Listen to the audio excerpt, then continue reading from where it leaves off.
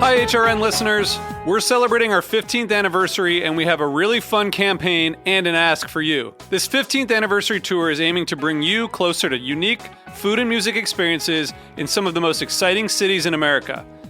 All the while, we're raising funds to support our work empowering the next generation of food systems storytellers through our fellowship programs. Here's how it works. Donate to HRN and be entered into a raffle in the city of your choice to win a dinner for two at a noteworthy restaurant and tickets for two to a concert at a prominent local venue. We have incredible partners in New York, Los Angeles, Philadelphia, Nashville, Las Vegas, Charleston, Asheville, and Ardmore, Pennsylvania, who have donated a meal for two and two tickets to a concert of the winner's choice. And all donations help fund our fellowship programs, where we're helping to build essential workforce readiness skills and food system storytelling skills. Check out heritageradionetwork.org/15 to donate and enter to win today. That's heritageradionetwork.org/15. Thank you. You're listening to Heritage Radio Network. HRN is food radio supported by you. Learn more at heritageradionetwork.org. Support comes from the Pennsylvania Hemp Summit, November 14th and 15th, convening hemp industry stakeholders to learn, connect, and grow. Details at pahempsummit.com.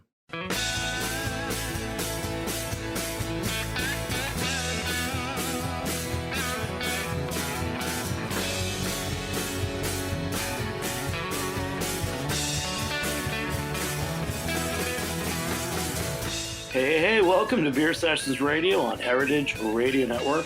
I'm Jimmy Carboni, I'm the host here, and we just went out to CiderDays in Franklin County in Western Mass, and I got to meet a lot of folks with a lot of standing and passion for the hard cider industry. And one of them's joining with me today, Steve. I'm going to ask you to introduce yourself, to say your name and where you work and everything. I'm Steve Garwood.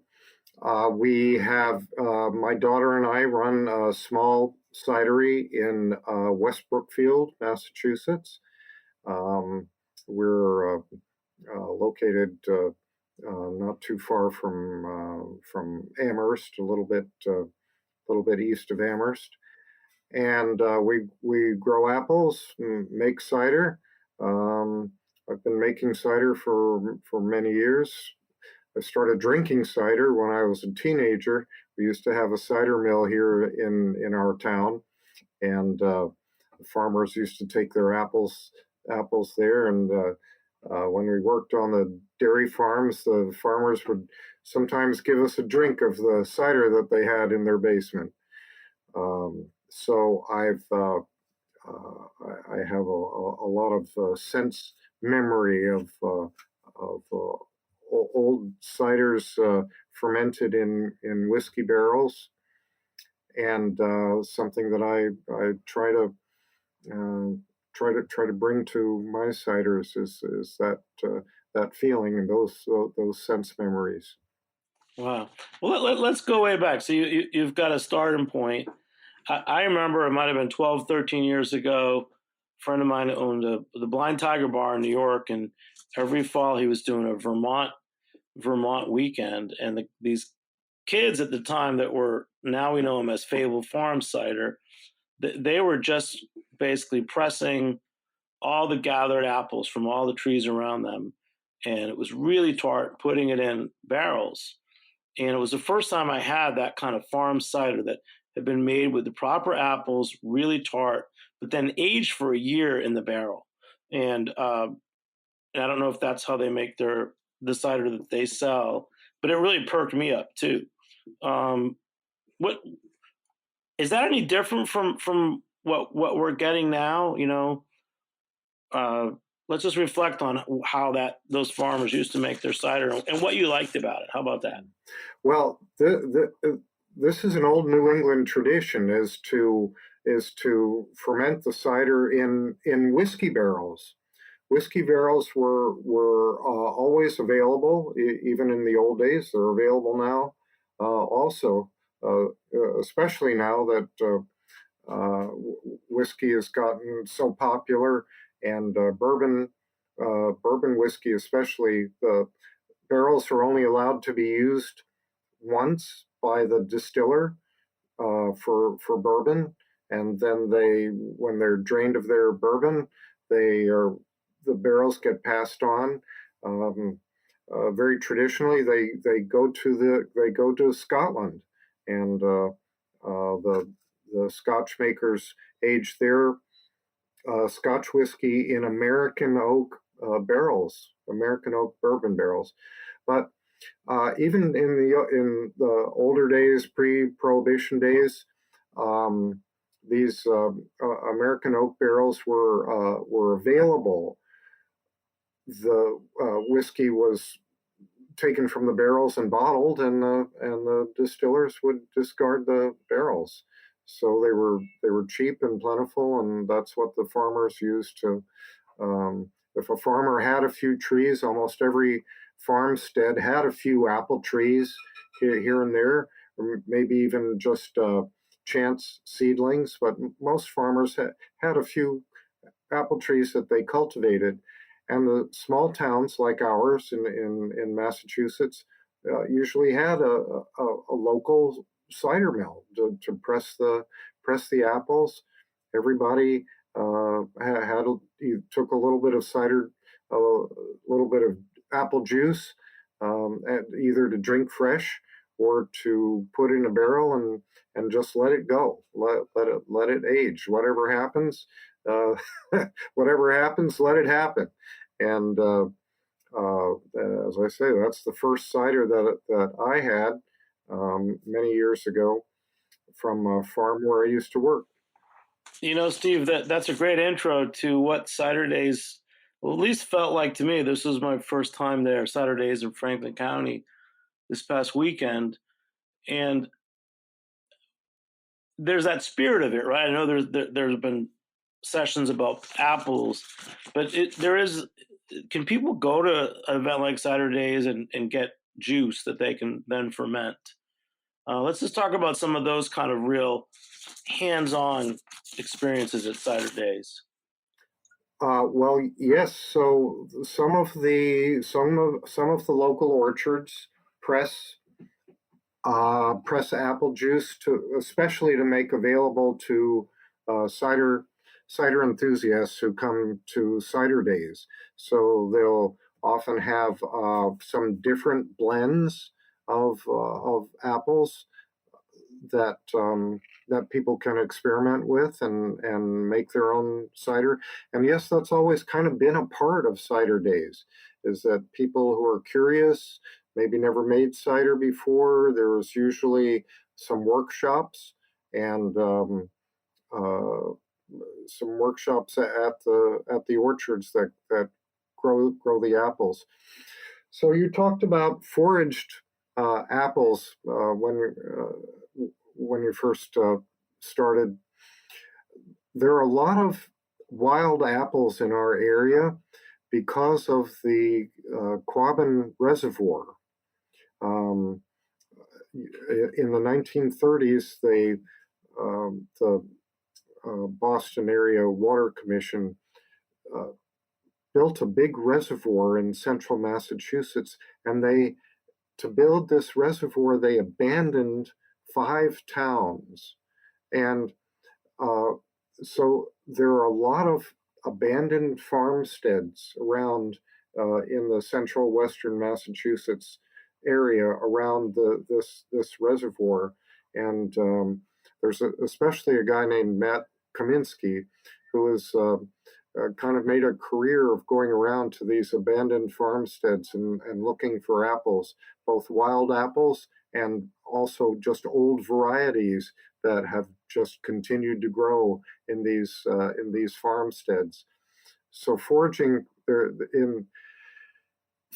for apples is kind of a CiderDays tradition also, and so and to explore some of these found apples and wild orchards, abandoned orchards and wild trees, and Matt and others bring these apples to CiderDays so that people can see them and try them and see how different they are from the apples that you get in the grocery store. Yeah, no, that was really cool. I mean, I missed all of that, but I kept seeing the word pomological. Um, I'm really glad we got to talk, Steve, because I saw you at Headwater Cider, one of our favorites. Had a really nice event with several cider makers, and I got to taste through your whole line, which I haven't. I don't think I've ever tasted everything you made before. Um, let's talk about that event and how it what it represented to you, because you said there used to be a bigger tasting events at CiderDays before the pandemic. Yes. So the cider salon, as they called it, was one of the central features of CiderDays. Was usually on Saturday afternoon, and there would be I don't know, at least 40 or 50 or more cideries represented there from all over the East, and um, everybody would bring their stuff, and people could taste as much as they want. There's a little bit of a problem with events that are that big that you can't taste everything. You just you can't you just can't make it. you taste 4 or 5 or 6 cideries offerings, and you're done. They have to carry you out. But the event that where I saw you this weekend was nice. That there were basically, I think, four of us there, 4 cideries, and you could taste through everything, and there were a lot of contrasts. Our approaches are different. There was cider of Spain was there with a number of different Spanish ciders, which go down um, a whole different world of taste profiles than our typical New England ciders, and certainly the ciders that I make. Um, so you could get a lot of interesting contrasts. Uh, but the event this weekend was nice because it was smaller. At the cider salon, where there are just hundreds of people and and tens of cider makers, you don't get to have intimate conversations with people. So this weekend was very nice. Yeah, the intimacy, that I think that's something that's very neat about it. It's not just like a big city festival.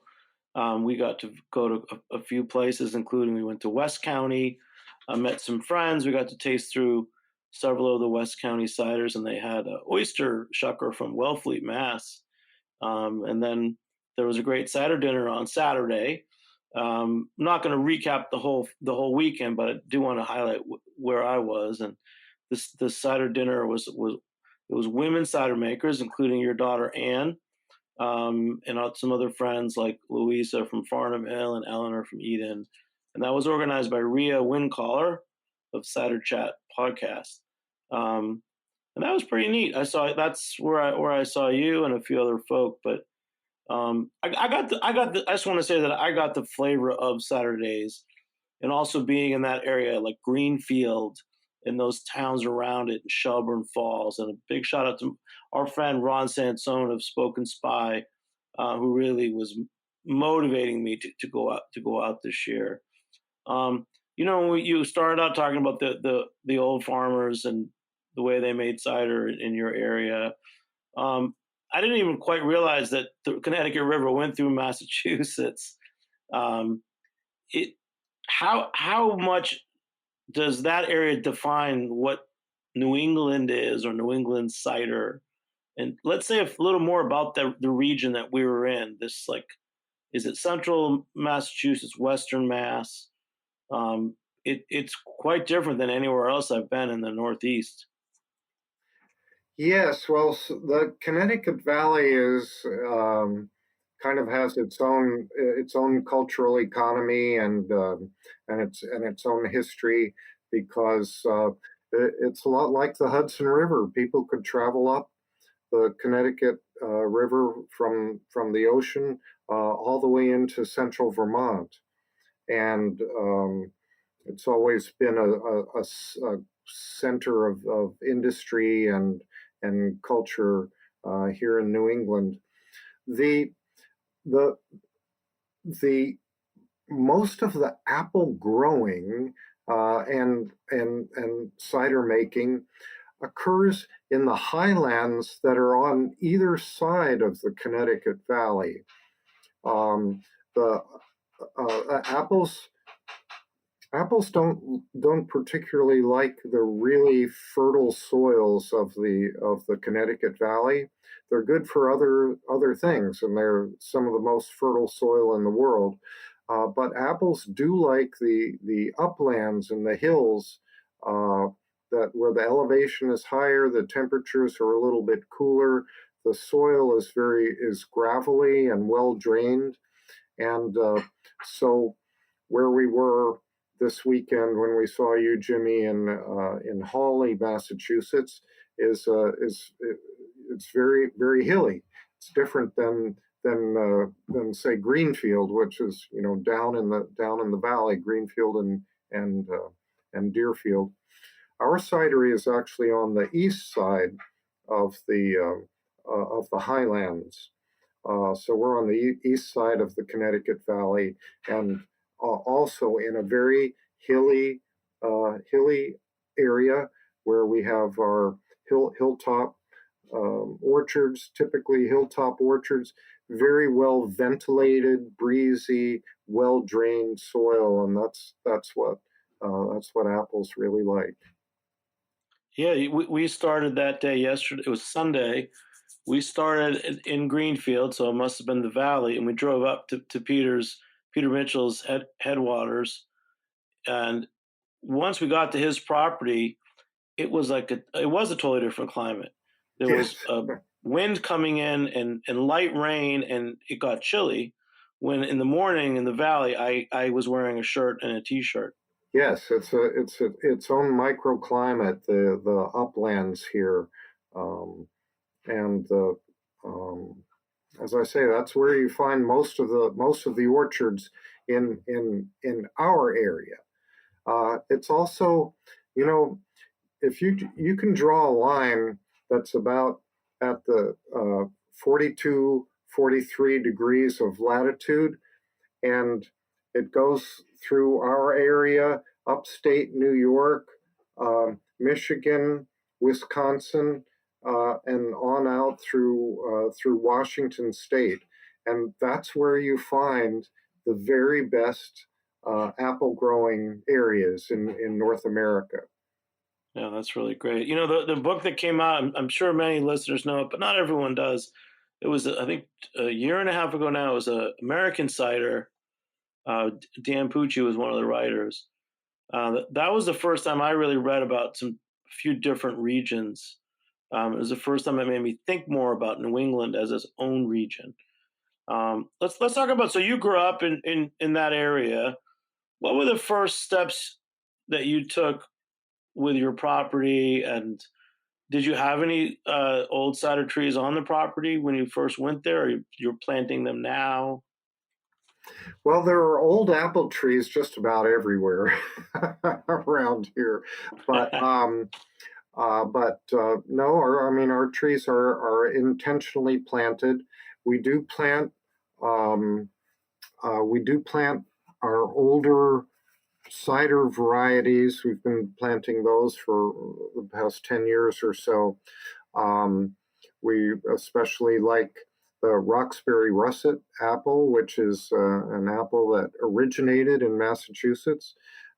Supposedly the first apple variety to actually be named in North America comes from Roxbury near Boston. It was first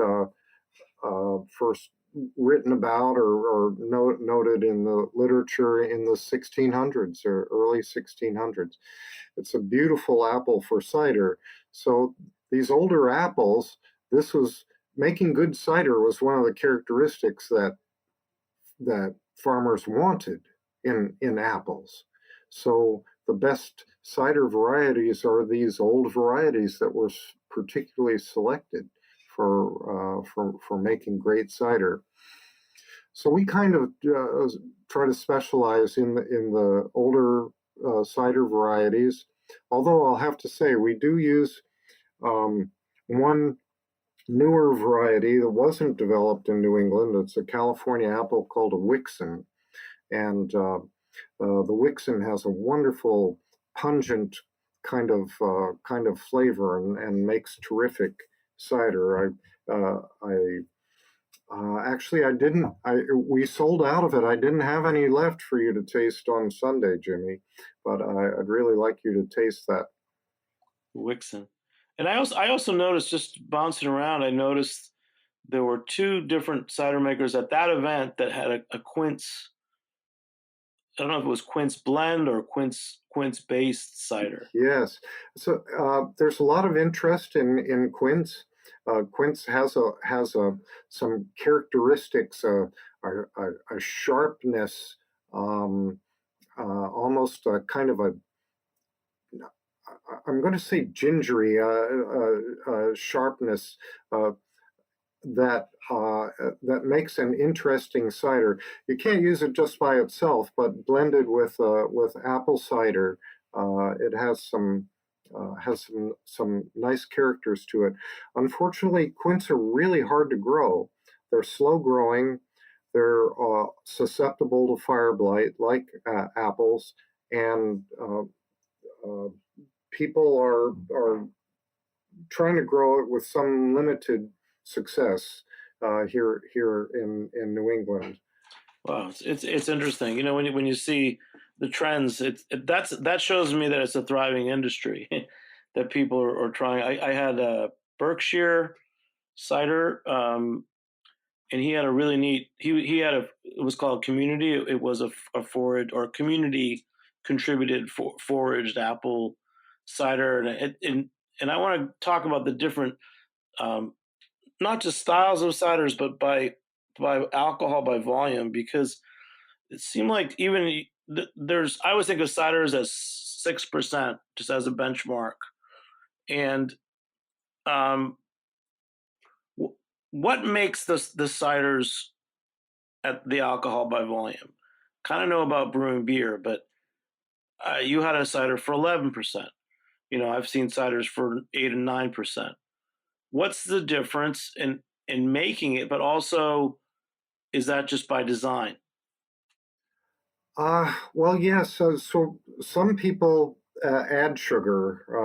You'd call it chaptalization. That's what they call it in the wine business, to try to maybe try to soften up the idea that they're just adding some different ingredients in it. But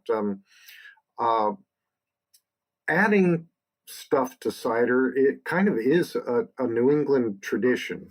The farmers used to add raisins or brown sugar or molasses or what have you to their apple juice if they felt that the apples didn't have enough sugar to give them a good alcohol level. But what we've found with some of these old apple varieties, that they have a lot of sugar in them, up to 18 to 20% sugar if you let them stay on the tree. So typically an apple that you would buy at the store is maybe 11 or 12% sugar, and it might taste pretty sweet. So the amount of sugar that you have in an apple is what ends up making the alcohol. The sugar makes the alcohol. If you have an apple at 12% sugar, you're going to get about 6% of it in alcohol. So it tends to be, as you say, sort of a benchmark. Most apples are around 12% sugar, but we find that some of these old varieties have, as I say, 18, 20% sugar, so you can get up to you can get up to 10 or 11% alcohol sometimes with them, and we like to do that. You get something that's very, very, very fragrant, very spirituous, and really gets in a different category of taste sensation than a cider at 5 or 6%. Yeah, no, and I love cider. I've been lucky to at least I've been around it since 2011, when the first New York Cider Week started. But yeah, I wanted to talk about your 11% cider, the Flora, because it was served at the cider dinner. We can also talk about pairings because um, I feel like pairings for all types of beverages, food and drink pairings, kind of have fads and they come and go. One fault of many of the basic ciders that people get is sometimes that alcohol level is doesn't stand up to food. Um, but you had an 11% floor, and let's just talk about that cider, kind of start to finish, just to give everyone a sense of what it is. Because when I had the dinner the other night, I thought, wow, this could fill what like a Chardonnay does, or any other fuller body drink, and match up well with the grilled veal chop or smoked salmon or something.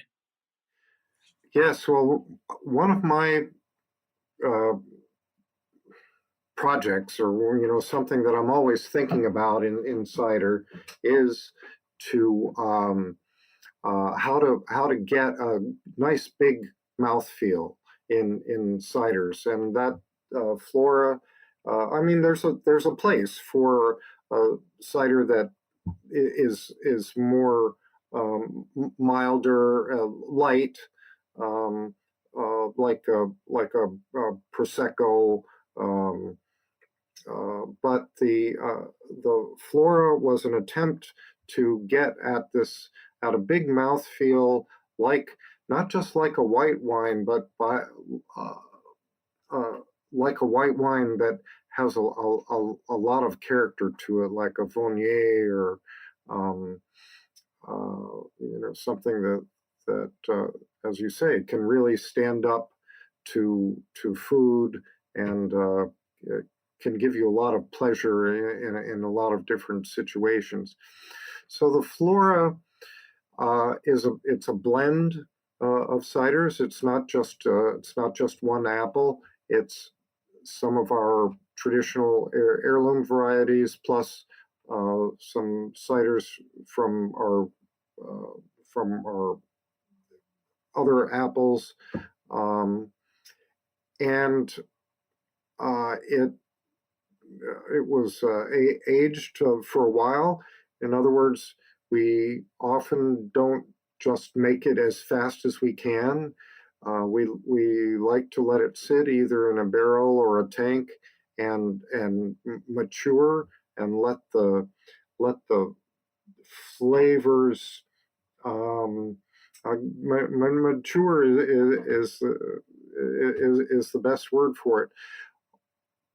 If a cider has a lot of flavor, a big mouth feel like wine, it and good acid, a good foundation of acid. It needs to sit for a while for everything to meld and mature, and it tends to soften a little bit. One of the great things about cider, as compared to wine, cider is has malic acid in it. Wine has a little bit of malic acid, has a little bit of citric acid, has a little bit of tartaric acid, but apples are pure malic acid, and the malic acid is what gives cider its particular characters. And the malic acid tends to soften a little bit over time. It can be a little bit too sharp when the cider is first made. But if you give it some time, it mellows beautifully. So the Flora is a cider that was made slowly, started off with even more flavor impact than it has now, but mellowed over time. I guess that's one of the ingredients. Time is an important ingredient in making a fine cider. No, that's really great intro. Thank you. Yeah, it's just about, you have to. I think it's one more reason to say you have to go to events like the CiderDays, or even we have upcoming Cider Feast events. You really have to taste with the cider makers and really have the chance to experience it, because I think outside the box, you don't get, most places. I don't think you're really getting a chance to taste real ciders. Also want to give a shout out before we take our break, just for beer. When we were in Greenfield, Massachusetts, we ended up having lunch at the People's Pint, which I've heard of, and I knew that they were a supporter of local ag and local malts for a while. I had their basic IPA, which was really right on. It definitely wasn't too hoppy, but it had the right hops. It wasn't hazy. I really enjoyed it, and I'm looking forward to going back to the People's Pint in Greenfield and trying more of their beers. So big shout out to them. We're going to take a short break. We'll be back in a few minutes on Beer Sessions Radio. Thank you.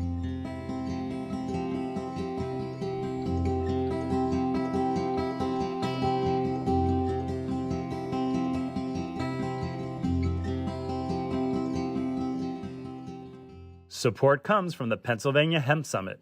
Join us for the Pennsylvania Hemp Summit trade show and reception at the Farm Show Complex in Harrisburg on November 14th and 15th. Connect with industry stakeholders and grow the industry together through our 2023 industry planning sessions, industry and legislature panel discussions, success story sharing, professional development workshops, and a research showcase. Register to attend or get involved by exhibiting or sponsoring. Details at pahempsummit.com. Hey, welcome back to Beer Sessions Radio on Heritage Radio Network. Support us, become a member at heritageradionetwork.org.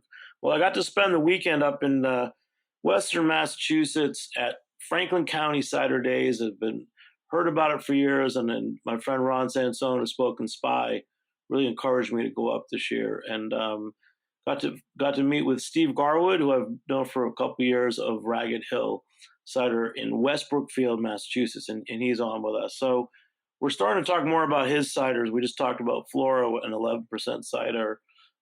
You guys also you released a couple new ciders at CiderDays. One of them was a pet nat. I think that those of us who like natural wine, pet nat's definitely a trendy type of wine. But what's pet nat cider? And I mean, it sounds great to me. Yeah, so several of our ciders are what you would call pet nat or ancestral style, they say in France. The idea behind these ciders and wines is that they're put in the bottle before they completely finish their fermentation. And then they're put in the bottle, sealed up with a cap or a cork, and they finish their fermentation under seal, and that develops the bubbles in the cider. You can also some people like to add some fresh juice or something that will produce a little bit more bubbles at that point. But the idea is that then some yeast remains in the bottle. Now, making champagne is a somewhat similar process, but with champagne, they do what's called disgorging the bottle. They actually get the yeast out of the bottle, and then you have a product pours very clear and doesn't have any residual yeast in it. A pet nat is going to have yeast at the bottom of the bottle. So your first glass that you pour will be nice and clear, but then if you rock the bottle back and then pour it again, you're going to start getting a little bit of cloudiness, a little bit of yeast coming up from the bottom of the bottle. But that adds a whole other layer of flavor and can actually help to really bring out the fruitier flavors in a cider. So we do several pet nats. We do a Baldwin, a Wixon. The Flora is actually a pet nat also.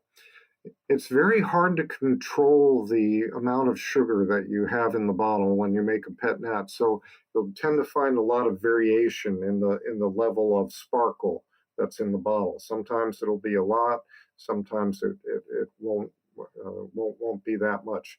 The Flora is very lightly pétillant, as the French say, whereas some of our other ciders have more bubbles in them. In beer, you would call it bottle conditioned. Same idea. Yes. So same idea. But once again, you're talking about it's helping with the mouthfeel. Yes. And it takes a little more time too, doesn't it? Yes, it takes time. So after you close it up, you're going to want to give it at the very least another 3 or 4 months to develop. The carbonation doesn't develop quickly in cider. It's at that point, it's a stressful environment for the yeast, and the cider doesn't have much nutrients left in it. And sometimes we even have to help it along, put a little bit more yeast, put a yeast starter into the cider at that point. But so at least another 3 months. I prefer 6 months. And actually, if it's a good cider, if you have a good structure to it, a good structure of acids and tannins, it's just going to improve in the bottle the longer it's in there. Wow. Just back to the industry, one thing I like about CiderDays also is there's a lot of industry people there, but they're talking about apples and they're giving away juice that people can make their own cider with, and they're tasting. I don't feel like it definitely feels like there's a lot of indie players, and that's something I like a lot about the hard cider scene. Yes, I think that's very typical of our New England cider makers. A lot of us are very small. New England, farming in New England takes place on small hilly farms where we don't have a lot of huge open country where we have massive orchards. It's even different than New York State, where apples are grown on limestone soil. It's very flat. The limestone is well drained, but it's a different soil profile than we have in our hilltop orchards here in New England. So yeah, a lot of us are very small. We tend to, I believe that we're developing a typically New England style. Our ciders taste different than ciders that you see in the Pacific Northwest, let's say, or California. They're very different flavor profiles. It's because of the different varieties of apples, and it's because of the different temperatures that most of us cider makers aren't hugely sophisticated. We don't have big temperature controlled tanks. We're fermenting at ambient temperatures, and that makes a difference style wise. I'd love to do a tasting with some of my favorite California ciders versus our New England ciders, and really demonstrate to people the different taste profiles that we're getting. So we're gradually, as the cider industry is maturing, moving forward, we're starting to evolve some very definite regional styles. That's really interesting, and that did stand out to me, that all the indies, and it wasn't like a branded event. It was just cider makers. And I mean, at that dinner we went to on Wednesday night, in addition to the women cider makers, you said that there were experts there like John Bunker, and then I know that William Grote of New Salem Cider. They were all sitting at the tables around us. A woman, Brosia from the Northman Cider Bars in Chicago, was with us, and Chris Kazak's the cider maker at Eden. It was really neat. You don't get too many industries like that where you have the actual owners or cider makers dining with everyone else. So that there's a special feeling to it. I want to get to your Pommeau too, because I let's say I tasted from your dry through your Baldwin, the Pet Nat, and the 11% Flora. I keep calling 11% Flora because I do like it that much. But then there's the Pommeau, and I did buy a bottle and took it home with me. Tell us about Pommeau. I mean, I know it because I'll say in 2009, before I got into cider, there was a Pommeau from France named Domaine Dupont, and through one of my beer importers, I always had some. We actually would use it as a goodbye drink. We would keep a cask of it on the bar and give taste to good customers as they left. How did it go from getting Pommeau from France to having Pommeau from the Connecticut Valley in Massachusetts? And how do you make it?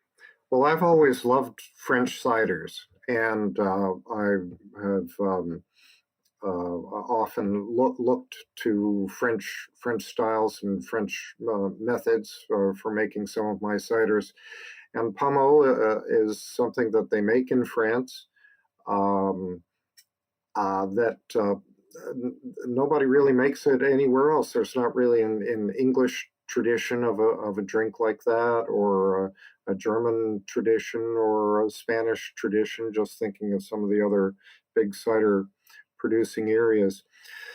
The idea of Pommeau is, at its simplest, it's apple juice preserved in apple brandy. It's a blend of fresh apple juice, preferably from cider apples, which means apples that have a little bit of bitterness, some tannins, some structured taste to it. So apple juice that's made out of these apples, and then most in France, most cider makers make Calvados, or make what's called Calvados in France. It's apple brandy. Most cider in France is just something that's on the way to becoming brandy.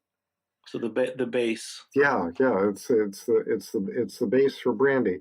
So virtually everybody who makes cider makes brandy, makes Calvados, and Calvados is really the bigger product in France. So Calvados, apple brandy, it's distilled cider, and we have a local distiller here, Jerry Friedman at Beaver Pond Distillery. He distills our cider, and we every fall we take some of our apple juice from our heirloom apples and blend it with the apple brandy that Jerry makes for us, and we put it in a bourbon barrel and age it for another 18 months to 2 years in a bourbon barrel. So you get a drink that has wonderful multiple layers of flavor, from the fresh juice and from the apple brandy, which itself has been aged for a couple of years in an oak barrel. And you get the layers of the oak from the bourbon barrel, which is a highly charred American barrel, and that charring of the American oak, which has it's sweeter than French oak, and it has a more caramel kind of flavor to it.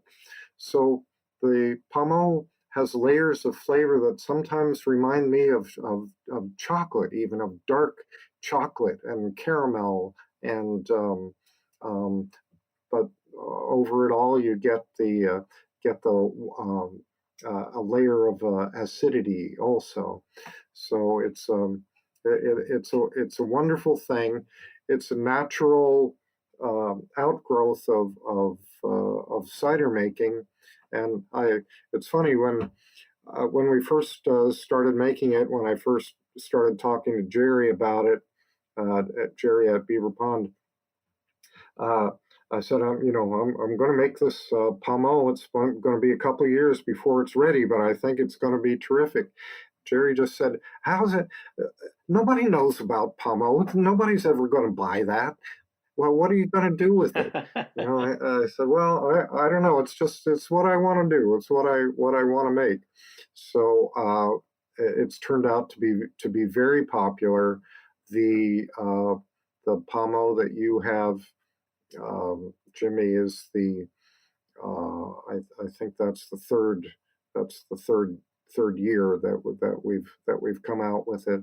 It's always very popular. We always sell out. It's also, I think it's becoming almost sort of another typical New England thing. Our New England Pommeau is different than the French Pommeau. We make it I'm going to digress slightly here, but no, this is great. How is it different? Because I didn't know that. Yeah, so us New England cider makers, a number of us make ice cider, which is something we haven't talked about yet. But have you had our ice cider, Jimmy? I have, and we've done shows about different ice ciders. I've had Headwaters ice cider, yours, Eleanor at Eden's, of course, and a couple of New York ones. Yes. So yeah, we make ice cider here in New England. That's the showpiece one, right? Yeah. It's something everyone loves, and people kind of get it right away. Yes. So we those of us who make Pommeau style drink in New England, we usually put a little bit of ice cider into it, and it actually sweetens and thickens it up, makes it a little bit more unctuous than the French Pommeau, and I think it ends up being something even a little bit different. And we really shouldn't call it Pommeau. I think it's different enough that we should have a different name for it. And after all, the French, that's what the French call it, Pommeau. It's a name like champagne or like Calvados. It's not really fair for us to just steal that name. I think the name of Pommeau is what we now call Pommeau is going to change over the next few years. I think here in New England we're going to have our own terminology for it and our own way of making it. Well, thanks for the insight, because I'll keep following it, and which means I'll keep having to drink it. Yeah. So we won't call it Pommeau. What do we call it? Harvest something.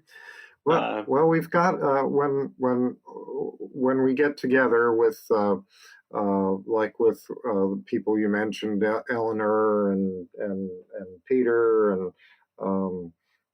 other people, Jonathan Carr, those of us who make Pommeau and make ice cider. we're kicking around a bunch of names. Yeah, and even with, as you mentioned, Ambrosia, Borowski. Um, we're looking for a name. We're looking for another name. Well, that's great. We'll we'll probably leave it at that and just let Mhm. people think about it, because could do a name competition. That would be fun. Yeah, Um, and yeah, I guess it takes. I guess after a while too, it's hard to explain to people what Pomo is, and if yours is slightly different, um, that's good. One last thing. I don't want to get too into goals. I'm glad you like kind of said more about the indies and the small farms of New England. I didn't want to go to Fireblight, but you did talk about it before the show. What's the challenge for the growers of New England? And I want to give a shout out to Benjamin Watson, who would have been on the show, but he has an internet issue where he is in the country. So we would have talked more about growing apples, but I'm glad we got to talk with Steve Garwood of Ragged Hill Cider in West Brookfield, Massachusetts. So Fireblight, just a quick 101. What's Fireblight, Steve, and why is it a problem for you guys? well, fire blight is it's a terrible disease. Apple trees are susceptible to it. Also, quince trees and the other kinds of trees that are related. Um, it it didn't used to be such a problem, but it's becoming a problem with the changing climate here in New England. It's a problem as the spring weather is becoming warmer.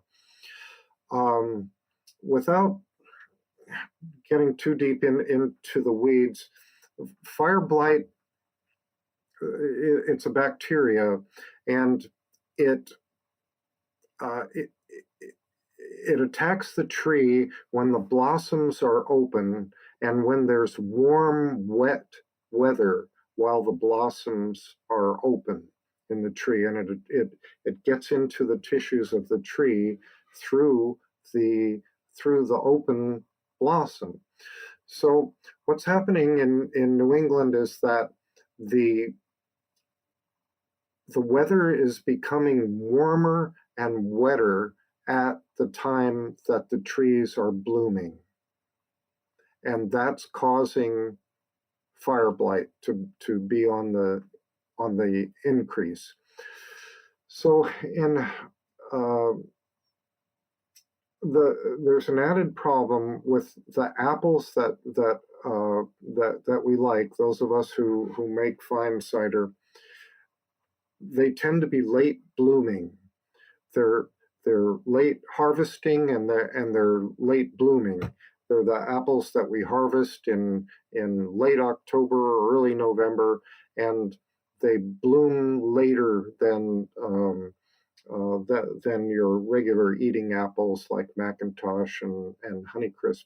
So the fire blight conditions are even worse when these apples are blooming. So it's becoming a problem, especially for cider makers, and the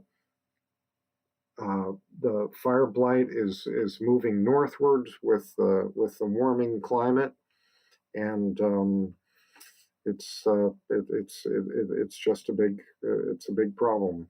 So it's not easy. um, Yeah, yeah. I just want to thank you, Steve, for taking the time with me. I just wanted to give a little spotlight of what does happen at Franklin County CiderDays in Massachusetts, why it's so great, all the great independent producers and cider makers and enthusiasts that are there. One shout out there's we talk about English knowing their cider. At the dinner table with me on Saturday night, there was a man who was born in England and had always had a taste for good ciders. He'd been going to the CiderDays event for over 11 years. So it's pretty neat that it brings so many people together in the way that it did. And I'm going to leave it at that because we have many more shows to do about cider and events and cider feasts and all that. But Steve, Thank you so much for joining me here on Heritage Radio Network. Big shout out to our engineer, Armin Spengen. I'm Jimmy Carboni. We'll catch you next time on Beer Sessions Radio. All right. Thank you. Thank you, Steve. Beer Sessions Radio is powered by Simplecast. Thanks for listening to Heritage Radio Network. Food radio supported by you. Keep in touch at heritageradionetwork.org/subscribe.